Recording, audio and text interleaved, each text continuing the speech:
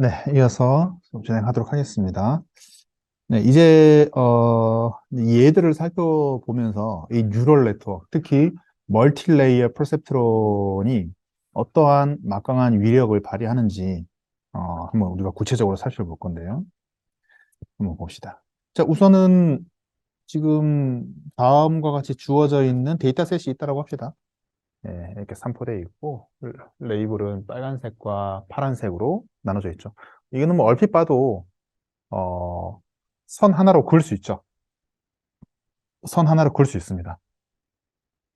선 하나로 그을 수 있다는 얘기는 무슨 얘기죠? 결국은 펄셉트론 모듈을 하나만 써도 된다는 거죠. 초평면을 하나만 써도 된다는 얘기예요. 네, 그래서 이거 하나만 가지고도 충분히 이건 학습을 시킬 수가 있습니다.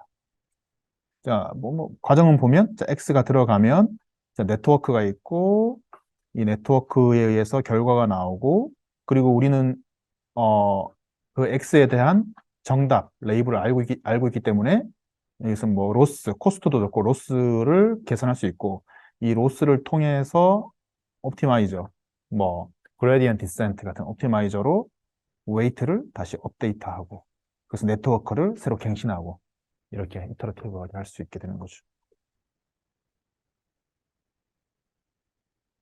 자, 자, 같은 얘기이고요. 자, 여기서 뭐 이 바이어스는 네, 전부 다 포함시킬 수 있기 때문에 우선은 뭐 없다고 치고 이렇게 그래서 입력 값은 두 개이고 출력 값은 하나가 되죠.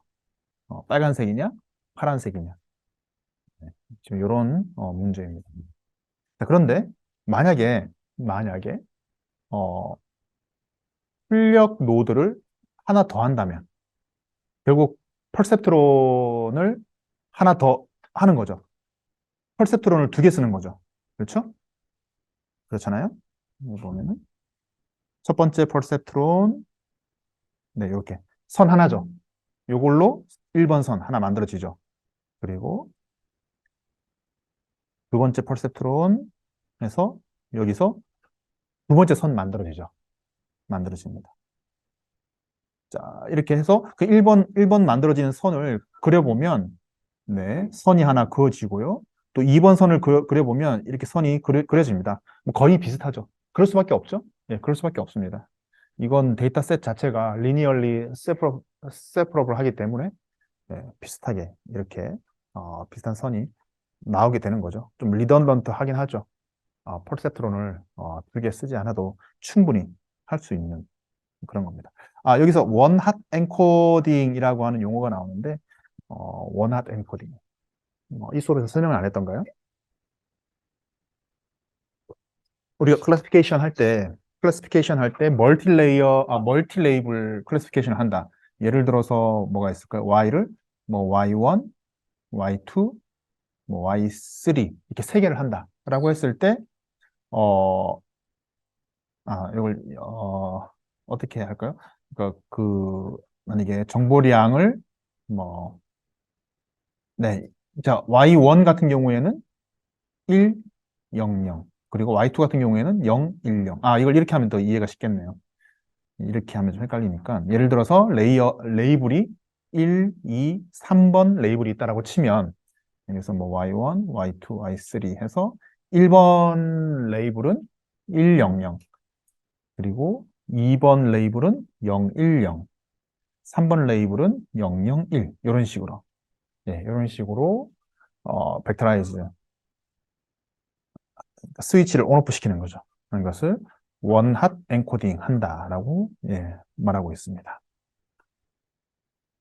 자, 그러면 이제 요 예제를 한번 볼까요? 요 예제 같은 경우에는 우리가 만약에 사람이 한번 직접 그려가지고 직접 그려서 한번 클래시피케이션 바운더리를 그려봐라 라고 하면 음, 이렇게 그리겠죠?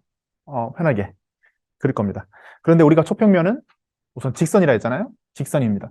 여러분들이라면 이거를 분류하기 위해서 선 몇 개 정도 썼으면 좋겠습니까? 몇 개 정도면 되겠어요?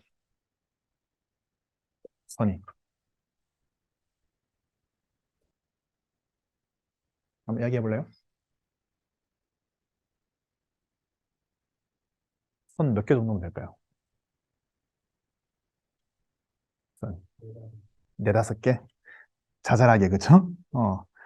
뭐, 이런 거 있잖아. 네 개라고 치면, 하나, 둘, 뭐, 셋, 넷.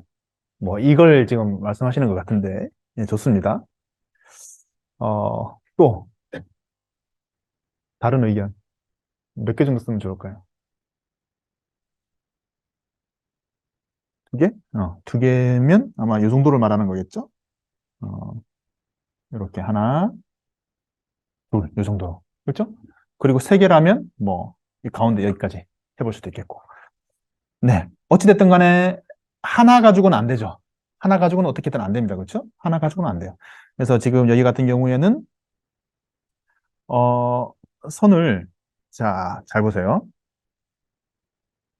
근데 우리 아까 전 예제 같은 경우에는 뭐였나요? 자, 보시면, 이 아까 전 예제로 본다면은, 인풋 값이 x1, x2가 들어오고, 퍼셉트론 모드를 하나, 둘, 이렇게만 하면 되죠. 그래서 이건 x1, x2라고 하고, y1, y2라고 하면, 그렇죠?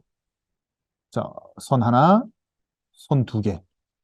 요렇게만 하면, 어찌됐든 간에 대충 이 정도로 해줄 수 있을 것 같은데, 해줄 수 있을 것 같은데, 자, 이번에는 지금 요 페이지에서는 레이어를 하나 더 추가하는 거예요. 근데 지금 다시 한번 이야기합니다.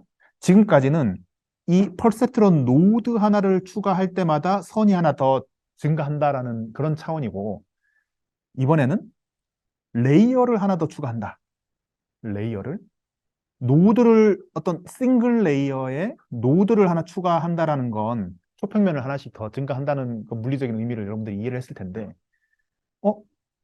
노드를 증가하는 게 아니고 레이어를 증가한다. 예를 들어서 여기에 노드 두 개를 추가해가지고 소평면을 직선을 네 개로 만드는 거랑 여기에 두 개를 추가하지 않고 레이어를 하나 더 추가해서 이렇게 연결하는 거랑 어떤 차이가 있을까?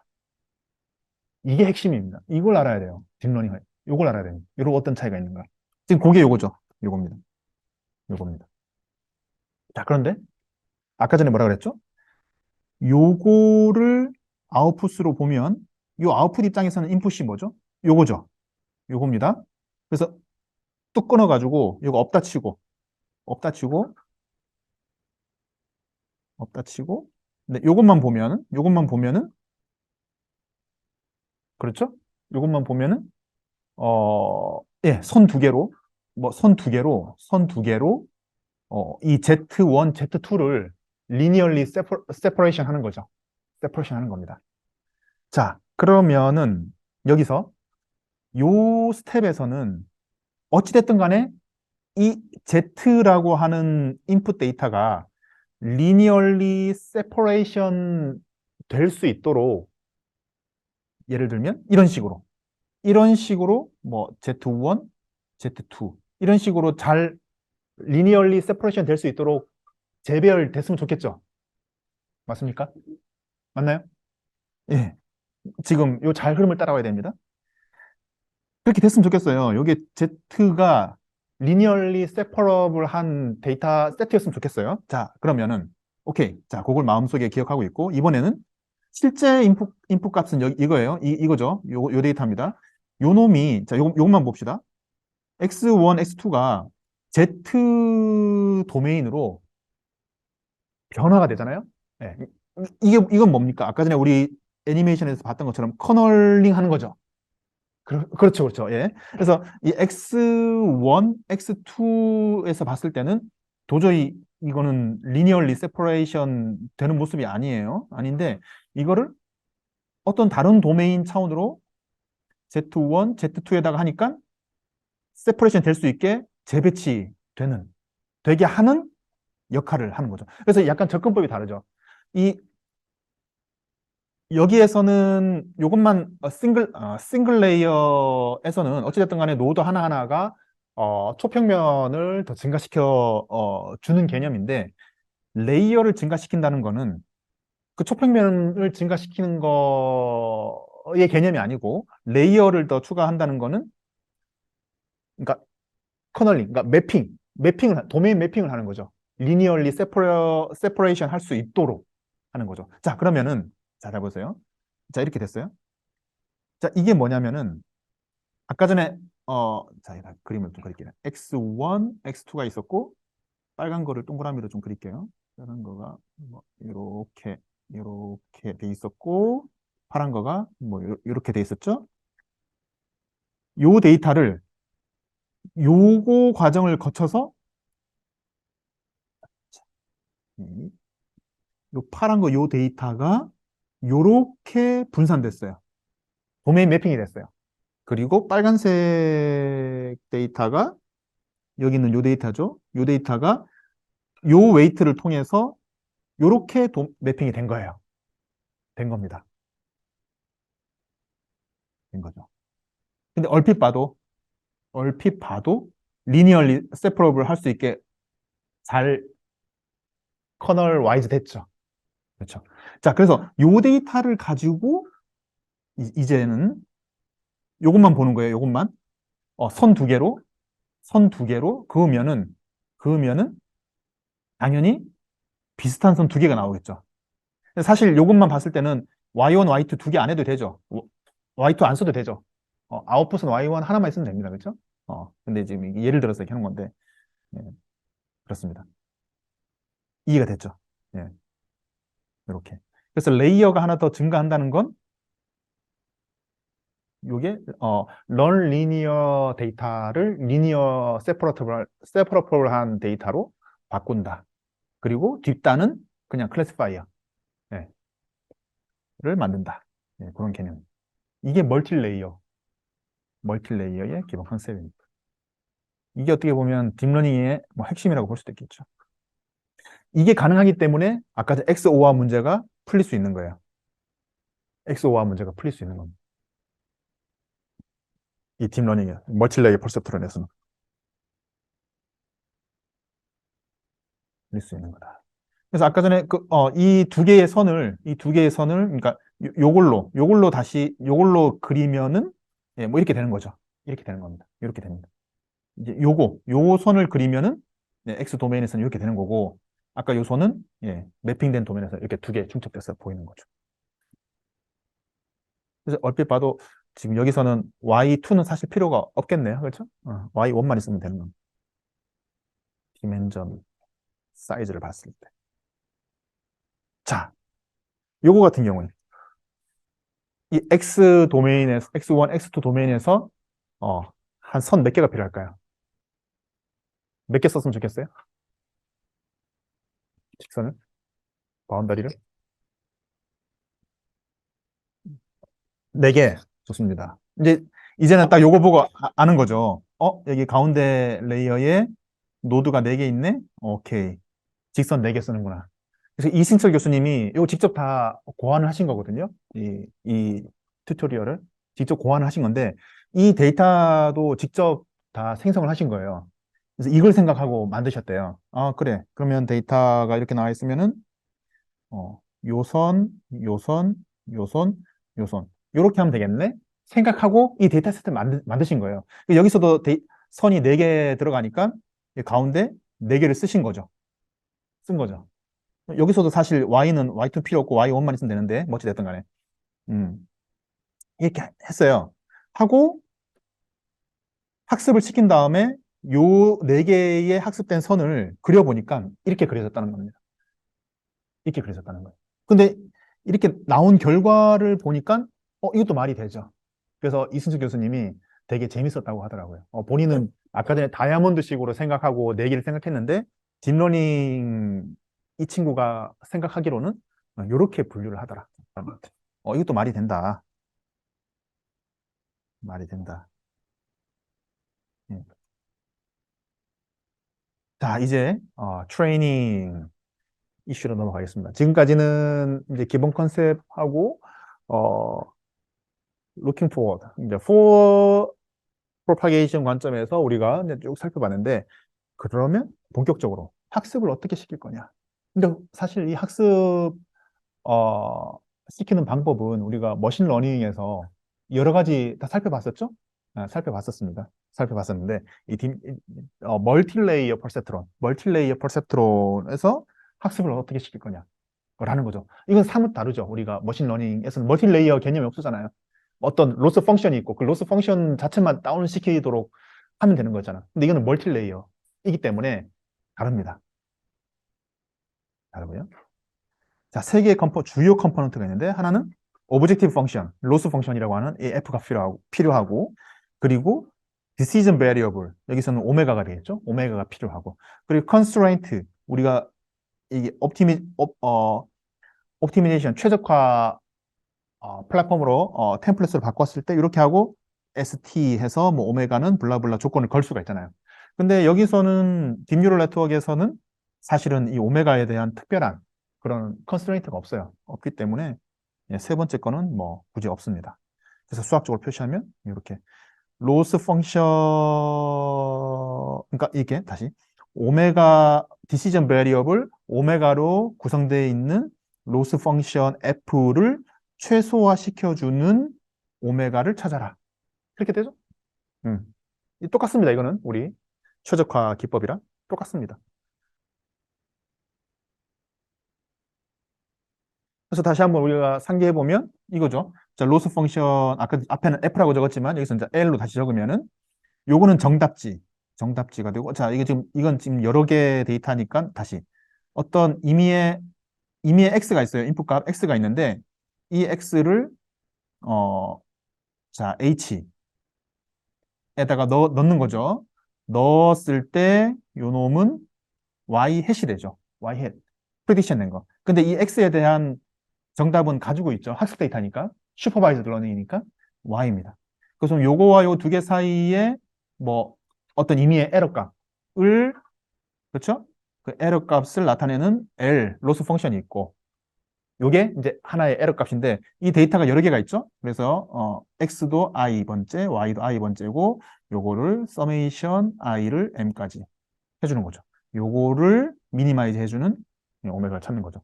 그러면 기억납니까? 레그레션 할 때는 이거였죠? 뭐였죠? 민 스퀘어드 에러.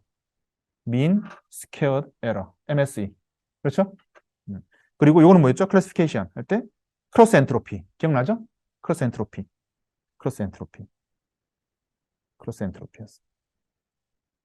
네. 요거 왜 이렇게 나오는지 다 유도했었어요? 우리 수업 시간에? 혹시 기억 안 나는 분들은 예. 클래시피케이션에 꼭 넘어가서 펑션. 이거 되게 중요합니다. 네, 그래서 요거 기억나죠? 그래서 우리가 로스 펑션을 세팅하게 되면 뭡니까? 자, 오메가가 있고 학습률 알파에다가 그레디언트, 예, 요걸 해주면 되는 거죠. 요게 뭐죠? 이게 로스 펑션의 기울기, 그렇죠? 한번 미분했을 때, 그렇죠? 오메가에 대해서 미분했을 때. 그래서 그거를 2D에서 하면 요렇게, 요렇게, 요렇게, 그렇죠? 그러니까 그 기울기가 양수이면 더 줄이는 방향으로, 음수이면 더 늘리는 방향으로. 3차원적으로는 이렇게 되는 거 우리 다 한번 살펴봤었죠. 이 그림은 처음 보는 게 아니잖아요. 그렇죠? 음. 그리고 얼마만큼으로 크게 갈 것이냐, 작게 갈 것이냐는 러닝 레이트의 크기에 따라서 바뀐다 했죠. 이 러닝 레이트도 아주 잘 설정하는 게 중요하다고 그랬죠. 너무 큰 값을 가지면 막 튄다 그랬죠. 학습 안 되고. 너무 작은 값을 가지면 이터레이션 엄청나게 빡세게 해야 되죠. 시간 많이 걸리죠. 그래서 적당한 값을 찾는 것도 중요하다. 그래서 실제로 딥러닝 돌릴 때는 처음에는 어떤 러닝 레이트가 적합한지 모르기 때문에 그냥 일반적인 거 넣어봅니다. 넣어보고 그 로스를 플라팅을 해보는 거죠. 로스의 값을 이터러티브 플라팅 해보면 로스 값이 막 이렇게 막 튀면은 러닝 레이트 너무 크다. 딱 느낌이 옵니다. 몇 번 경험해보면 이건 지금 러닝 레이트 너무 크다. 그래서 작은 러닝 레이트를 했더니만 막 이렇게 돼요. 잘 안 줄어들어. 러닝 레이트 너무 작다. 느낌이 옵니다. 그래서 적당한 거 해주면 이렇게, 이렇게 됩니다. 이렇게 수렴 돼요. 이런 모습을 보이면, 지금 적당한 러닝 레이트다. 이건 경험적으로 좀 했는데, 한 두세 번만 해보면 됩니다. 네. 그래서, 그래서 멀티레이어 퍼셉트론, 뉴럴 네트워크에 적합한, 어, 그레디언 디센트를 해야 되는데 우리는 기존에 그 머신 러닝에서는 그레디언 디센트 하나만 가지고 이렇게 하면 됐잖아요. 리트러티브 하면 되는데 여기서는 자, 여기서 이제 로스가 나오죠. 로스가 나오고 여기가 뭐 오메가 뭐 여기가 만약에 오메가 1, 여기가 오메가 2라고 하면 어떻게 됩니까? 어, 여기에서 로스를 오메가 2로 편미분했을 때 그렇죠? 편미분했을 때 요놈이 0보다 크면은 0보다 크면은 오메가를 2를 줄여줘야겠죠. 그렇죠? 줄여줘야 됩니다. 자, 그리고 이 로스 1도 오메가 1도 튜닝을 해줘야 되잖아요. 그래서 자, 이렇게 해볼 수가 있겠죠. 오메가 1이 미세하게 움직일 때 로스가 어떻게 되냐. 또 그거에 따라서 오메가 1을 키우느냐, 줄이느냐, 뭐 이런 식으로 할 수가 있겠죠. 근데 이게 또 오메가 1하고 오메가 2가 또 연관관계가 있어요. 이거를 어떻게 학습시킬 거냐. 이거를. 이거를 어떻게 학습시킬 거냐. 라는 겁니다. 그래서 주요한 컨셉이 세 가지가 나오는데 하나는 composition of function. 이거는 뭐냐면은 물고 물린다는 거죠. 물고 물린다. 오메가 1과 오메가 2가 물고 물린다는 거고. 자, 체인 룰. 체인 룰도 여러분 익히 알죠? 익히 압니다. 그래서 어떻게 보면 첫 번째, 두 번째는 뭐 비슷한 컨셉인데 이 오메가 1과 오메가 2의 연관관계에 의해서 자, 편미분을 하는데 체인 룰에 의해서 우리가 이거를 인디펜던트는 아니고 디컴포즈 할 수 있는 거죠. 무슨 얘기냐면 요것만 편미분한 거 그리고 요것만 편미분한 거를 가지고 최종적으로 예, 이 로스 값을 줄이기 위해서 이걸 어떻게 해야 될지 우리가 알 수 있다는 거죠. 예, 그래서 있다는 거고 마지막에 다이나믹 프로그램. 요거는 컴퓨터 공학 쪽 용어인데 유진이 많이 들어봤지? 다이나믹 프로그래밍. 예, 다이나믹 프로그래밍.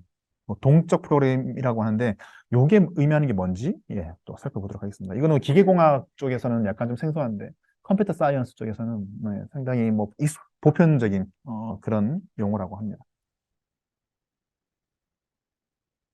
자, 그래서 우리가 다이나믹 프로그램이 뭔지 좀 살펴봐야 되는데 이런 거죠. 예를 들어서 요겁니다. 팩토리얼 이그젠플입니다. 예를 들어서 자, 5팩토리얼. 5팩토리얼을 계산해라. 라고 하면 어떻게 하죠? 우리는 오케이. 5 곱하기 4 곱하기 3 곱하기 2 곱하기 1 하면 되죠. 하면 되는데 자세히 보니까 5팩토리얼을 알려면은 4팩토리얼을 알아야 되네요. 그렇죠? 무슨 얘기인지 알겠습니까? 5팩토리얼을 알려고 보니까 4팩토리얼을 알아야 돼요. 근데 4팩토리얼을 계산하려고 보니까 3팩토리얼을 알아야 돼요.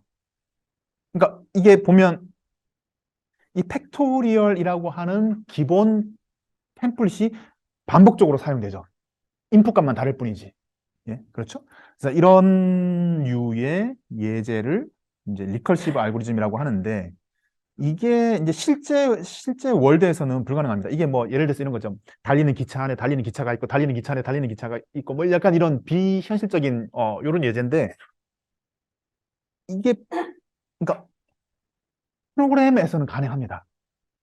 그러니까 어떤 임의의 서브 펑션을 만들죠. 팩토리얼의 그러니까 이런 거죠. 뭐 서브 펑션 예를 들어서 뭐 아웃풋을 플러스로 주고 어 팩토리얼 함수인데 여기다가 n이 들어가면 그렇죠? 리턴으로 요거에 대한 결과값을 뭐 해주는 요거를 여기에도 쓰고 여기에도 쓰고 여기에도 쓰고 그러니까 뭡니까? 이 팩토리얼 함수 펑션을 call itself 자기 자신을 계속 반복적으로 근데 이게 현실 세계에서는 불가능한 일인데 컴퓨터 알고리즘 세계에서는 이게 가능하다. 자기 스스로 물고 물리는 게 가능하다라는 겁니다. 그래서 근데 이제 한 가지 조건이 있죠. 베이스 케이스는 꼭 잡아줘야 된다. 뭐 예를 들어서 1 팩토리얼일 때는 1로 마무리 지어라. 이런 끝맺음을 잡아줘야겠죠. 해주면 여기까지는 반복적으로 계속 루프문을 돌죠. 이런 알고리즘을 리컬시브 알고리즘이라고 한다라는 겁니다. 또 대표적인 예가 다이나믹 프로그램의 대표적인 예가 이게 피보나치 수열이라고 있습니다. 피보나치 수열을 잘 보면 예, 우선 아까 베이스 케이스는 F1과 F2는 1이라고 세팅해 주고요. 자, 기본 룰은 이겁니다. Fn은 Fn-1 더하기 Fn-2인 거죠. 네. 자, 우리는 그렇잖아요. 어떤 임의의 F는 어떤 임의의 펑션, 그렇죠? 뭐 펑션 뭔가 있어야 되잖아요. 뭐 Fn은 뭐, 뭐 어떤 임의의 뭐 n을 변수로 갖는 뭔가 어떤 의미의 함수가 있고 그 함수의 계산에 의해서 이 f를 결과값을 알 수 있는 거잖아요. 근데 여기에서는 그 f 함수의 실체가 없어요. 실체가 없고 그냥 로직만 있는 겁니다. 근데 이게 계산이 된다는 거죠. 이 되게 신기하죠. 네, 신기합니다. 그래서 나이브 리커시브 펑션으로 하면 그렇죠. 뭐 그러니까 n이 2보다 작거나 같을 때는 f는 그냥 무조건 1로 하고 아닐 때에는 f는 피보나치 어, n-1 더하기 피보나치 n-2인데 잘 보세요. 이 함수가 요 피보나치 함수예요. 자기 스스로 또 자기 거를 또 호출을 합니다. 이렇게. 이게 프로그래밍에서는 가능하다는 거죠. 이 되게 웃기잖아요. 그렇죠? 되게 웃기죠. 자, 그런데 그래서 요걸 계산하기 위해서는 요걸 계산해야 되고 요걸 계산해야 되죠. 그리고 요걸 계산하기 위해서는 요걸 계산해야 되고 요걸 계산해야 되죠. 자, 근데 잘 보세요. 요걸 계산하기 위해서 요거를 계산하기 위해서 요 fn-2를 계산을 해야 되는데 fn-2를 계산하려고 보니까 여기에 벌써 계산이 돼 있는 거예요. 그렇죠? 그러면 뭡니까? 여기 벌써 계산이 돼 있기 때문에 요것도 계산할 필요 없죠. 계산돼 있는 걸 갖다가 쓰면 되겠죠. 그렇죠? 쓰면 됩니다. 쓰면 된다. 이렇게 쓰면 된다. 갖다 쓰면 된다. 그래서 이건 뭐 메모라이즈 하는 거고요. 메모라이즈 하면. 그래서 메모라이즈드 리커시브 알고리즘. 그래서 다이나믹 프로그램은 리커시브 하면서도 메모라이즈 하는 이 두 가지 특성을 다 가지고 있는 것을 다이나믹 프로그램이라고 한다. 이게 상당히 정말 효율적이고 아까 전에 그 딥러닝의 백프로파게이션 그 체인 룰에 의해서 편미분 계산할 때 이 다이나믹 프로그래밍을 하면 정말 효율적으로 프로그래밍을 할 수 있다. 그래서 여러분들이 실제로 짜볼 수도 있겠지만 뒤에 얘기 나오겠지만 텐서플로우나 뭐 여러 가지 뭐 파이토치나 그 딥러닝의 그 학습 알고리즘을 파고 들어가 보면 다 다이나믹 프로그래밍으로 다 구성이 돼 있다. 그래서 내가 짠 거는 시간 엄청 걸리는데 얘네들이 짠 거 쓰면 엄청 빨리 되죠. 학습이. 뭐 그게 다 이런 테크닉이 들어가 있기 때문입니다.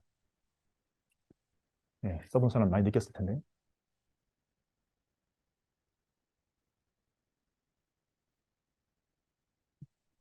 질문 없나요? 네, 그럼 본격적으로 백프로파게이션 한번 가보죠. 네.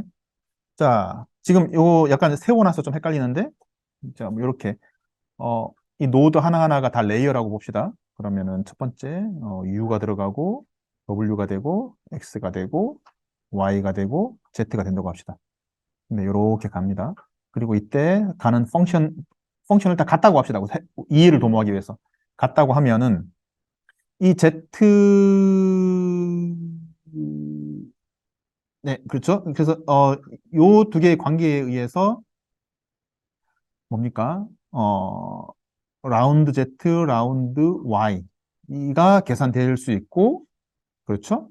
그리고 요 X와 Y의 관계를 위해서는 라운드 Y, 라운드 X. 여기서는 라운드 X, 라운드. 그러니까 각각의 레벨에 대한 민감도를 다 각자 계산을 할 수가 있죠. 계산을 했을 때, 계산을 했을 때, 자, 뭡니까? 어, 요거를 계산하려면 어떻게 됩니까? 자, 요거. 자, 다시. 아까 그림을 지워버렸는데, 여기가 Z고, 여기가 Y고, 여기가 X잖아요. 자, 그러면 Y와 Z의 민감도, X와 Y의 민감도는 아는데, 그러면 X와 Z의 민감도, 그렇죠? 어, X의 민감도에 따른 Z의 민감도는 어떻게 계산을 할 수 있냐? 요걸 이용해서, 1번과 2번을 이용해서 어떻게 계산할 수 있냐? 무슨 얘기입니까? 요거는 라운드 Z는 라운드 X잖아요. 요거는 뭡니까? 요거 뭐죠? 라운드 Z, 라운드 Y. 그리고 요 1번 오면은 뭡니까? 라운드 Y, 라운드 X. 이렇게 해주면 되겠죠. 그래서 요거를 계산하는 데 있어가지고 따로 계산해 줄 필요가 없는 거예요. 메모라이즈 돼 있는 거죠. 이건 전부 다. 아까 전에 DP에서 메모라이즈 돼 있는 겁니다. 메모라이즈 돼 있고, 메모라이즈 돼 있고. 그래서 요걸 계산할 수가 있고, 요거는 또 메모라이즈 돼 있으니까 또 계산할 수 있고, 물건 물리는 거죠. 다 여기서 보면은, 그 결국 여기 인풋이 U잖아요. 그러니까 인풋에 대한 아웃풋의 민감도, 요걸 계산하려면은 이만큼 체인 룰을 쓰는데, 요거는, 앞에 거 요거는 요거죠. 요걸 가지고 오면 되는데, 근데 요거는 또 요걸 이렇게 계산이 되는데, 요거는 앞에서 또 이렇게 가져오고, 이렇게 물고 물리는 거죠. 전형적인 DP 프로그램이죠. DP 프로, DP 프로그램이죠. 이렇게 할 수 있다. 이렇게. 네. 그래서 텐서플로우, 여러분들이, 어, 관심 있는 컴퓨터에 전공자나 관심 있는 사람들은 짜볼 수도 있겠죠. 아, 나 DP 프로그램 짜봤다. 프로그램 짜봤다. 근데, 나는 그냥 좋은 저걸로, 프레임워크로 쓰겠다. 텐서플로우 되게 잘 돼 있습니다. 텐서플로우 같은 거 쓰면 딥러닝 네, 쉽게 시킬 수 있습니다. 텐서플로우나 요즘에 좀 학계에서 좀 뜨는 게 파이토치. 파이토치가 의외로 많이 씁니다, 사람들. 어, 엣지 컴퓨터에 나중에 다 올리게 되는데, 실제로 프로젝트 하면은 엣지 컴퓨터에 올리게 되는데, 요즘에 보니까 텐서플로우를 이용한 텐서 RT라고 하는, 네, 텐서 RT라고 하는, 이렇게 바꿔가지고 하는 경우도 있고, 파이토치도 아마, 예, 뭐 있습니다. 예, 그래서 이런 것들을 이용하면 실시간, 네, 컴파일도 쉽게 할 수 있고, 뭐 그런 게 있더라고요. 네. 했던 얘기. 네, 그러면 한번 이제 예제를 돌려보고 예, 마무리를 해볼까 합니다. 생각보다 용량이 크네요. 예, 4개 다 들어갔고요. 자, 먼저 import library 하고요. library 하고 그 다음에 데이터를 전부 다 읽어드려야겠죠? 읽어드려야 되는데 우리는 루트에 있으니까 예, 루트에 있으니까 그대로 이렇게 하면 되겠죠?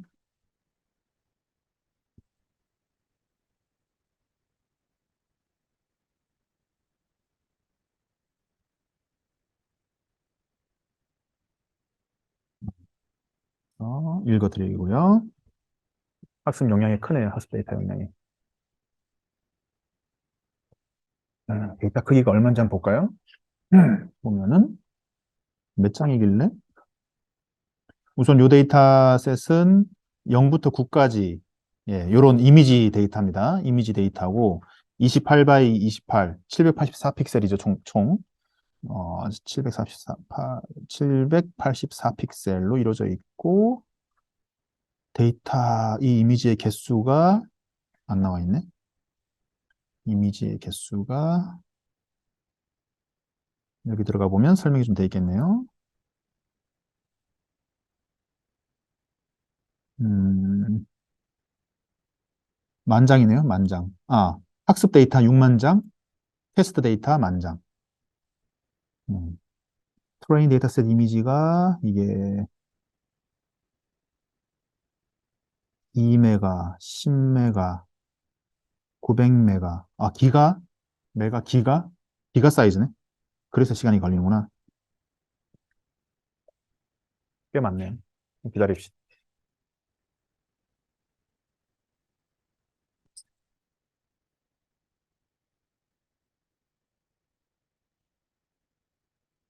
레이블은 뭐 숫자, 네. 볼까요? 트레인 데이터셋 이미지 레이블 쉐입만 볼까요? 레이블 쉐입만. 5만 5천 장 썼나요? 5만 5천 장. 레이블 쉐입. 레이블은 어? 레이블도 들어오다 말았네. 16,000. 이상하다.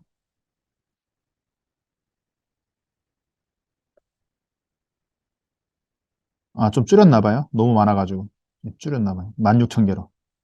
학습 데이터가 16,000개인데도 시간이 이렇게 걸리네. 아무튼 10개. 그렇죠? 어, 이미지가 16,583장이고, 그렇죠? 각각의 이미지는 0부터 9까지의 레이블링이 다 돼 있죠. 그 레이블이 이렇게 돼 있는 겁니다. 그리고 다른 정보, 예, 뭐 테스트도 마찬가지고. 지금 보면 이미지를 그대로 뭐 다섯 번째 이미지를 찍어보면 이렇게 뭐 쭉 돼 있죠. 이렇게 이미지 이 숫자로 보니까 헷갈리죠. 음, 그래서 그림을 그려보면 예 이렇게 돼 있는. 나머지는 다 0이고 이 하얀색 부분은 255겠죠? 255.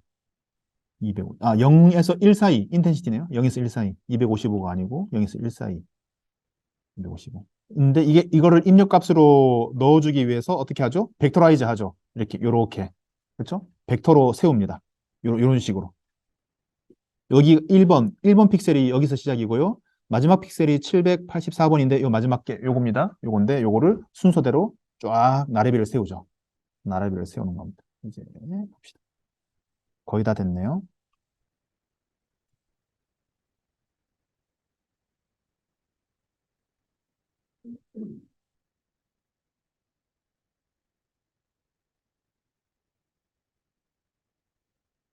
자, 학습 데이터도 네, 다 됐고 업로드를 하고요. 네, 다 읽었고 시 사이즈가 맞는지 봐야 되니까 다시 한번 찍어 봅시다.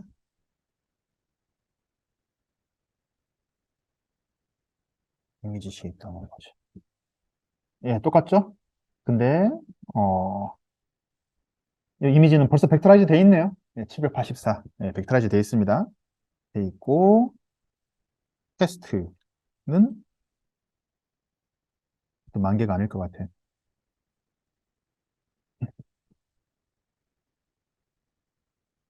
테스트도 예, 2,900개 정도. 예, 좀 줄여놨네요. 좀 줄여놨고 그다음에 뭐 다섯 번째 이미지 트레인 이미지 한번 그냥 숫자로 뿌려보면 뭐 이런 식으로 쭉 나오죠.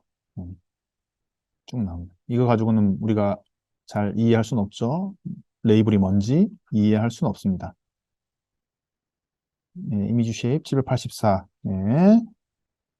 그래서 예, 이미지로 한번 보기 위해서 다시 784 벡터 돼 있는 거를 28 바이 28짜리 매트릭스로 바꾸는 겁니다. 이거는 학습을 위해서 바꾸는 게 아니고 그냥 우리가 그림으로 한번 보기 위해서 바꾸는 거죠.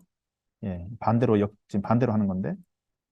자, 요거를 그림을 그려야 되니까 예, 28 바이 28로 좀 쉐입을 바꾸고 이제 쉐입을 바꿨고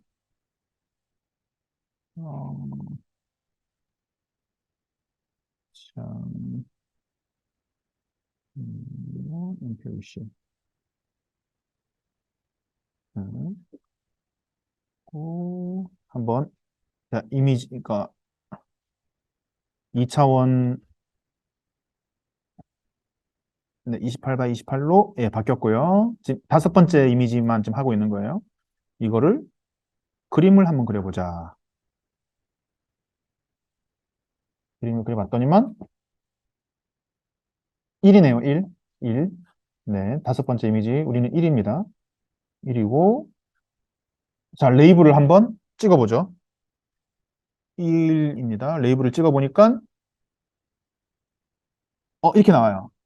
뭐죠? 원핫 엔코딩 된 거죠?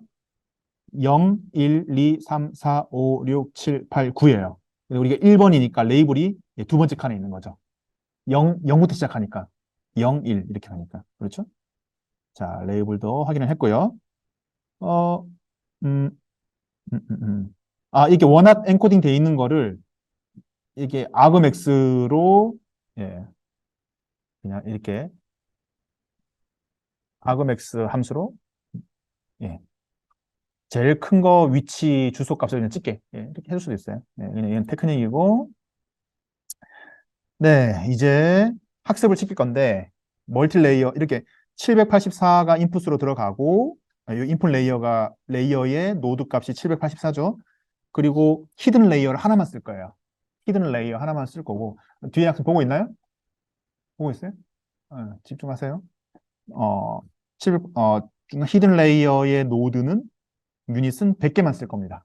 100개만 쓸 거고, 100개 쓴다는 건 무슨 얘기죠? 하이퍼 플레인을 몇 개 만든다? 100개 만든다는 얘기죠. 예, 직선을 100개 만든다는 얘기입니다. 100개 만든다는 얘기고, 그리고 아웃풋은 10개여야 되죠. 10개여야 됩니다. 그렇죠? 아까 전에 원핫 엔코딩 했으니까 10개 결과값을 받아야겠죠. 자, 그래서 우리 수업 시간에 다 봤던 겁니다. 네, 이거를 SK런으로 짜겠습니다. 텐서플로우로 다 돼 있어요. 다 돼 있는데 sk런이 머신러닝 알고리즘이긴 하지만 멀티레이어 클래시파이어 정도는 다 돼 있습니다.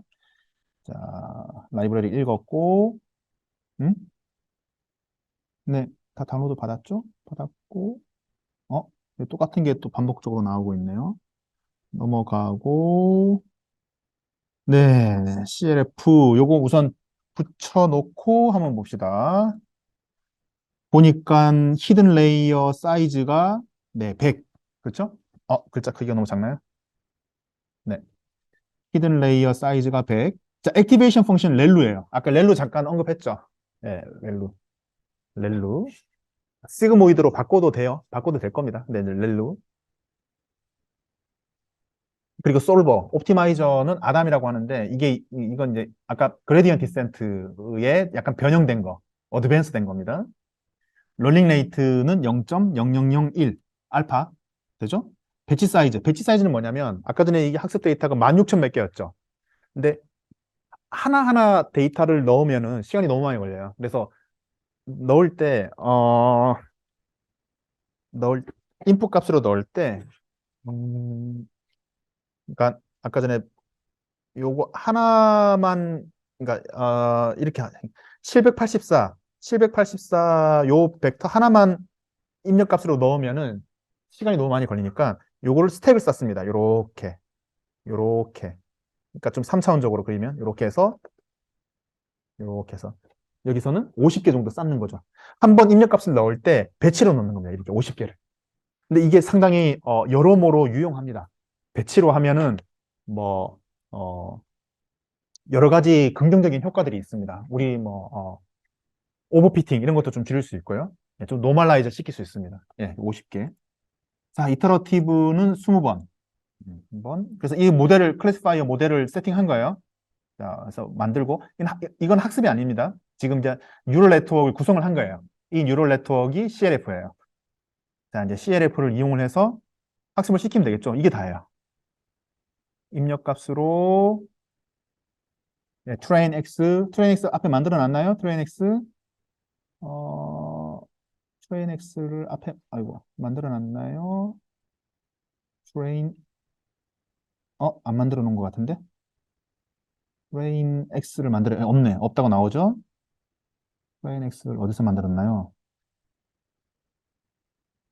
아, 여기서 만들었네요. 여기서.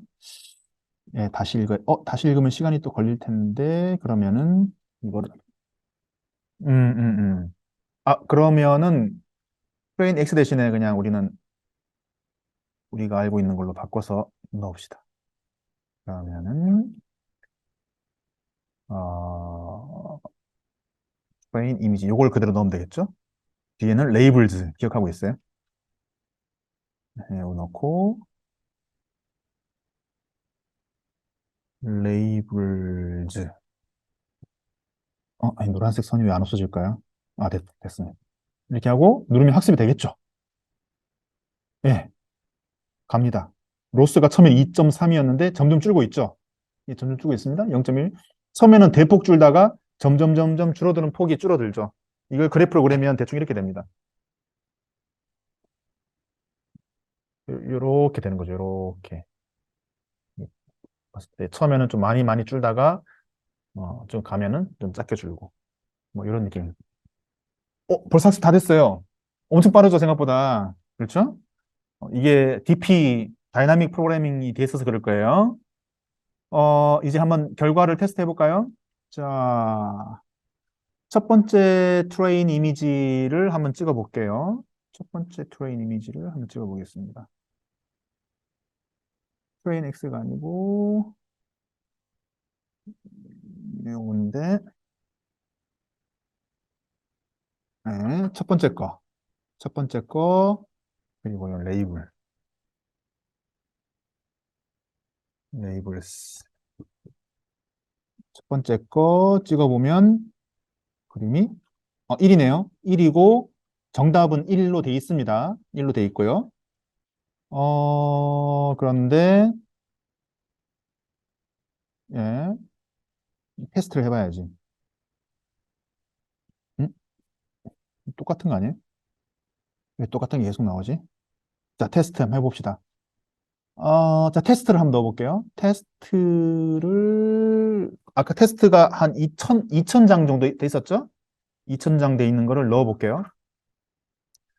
테스트 X는 뭐였나요? 네이밍이.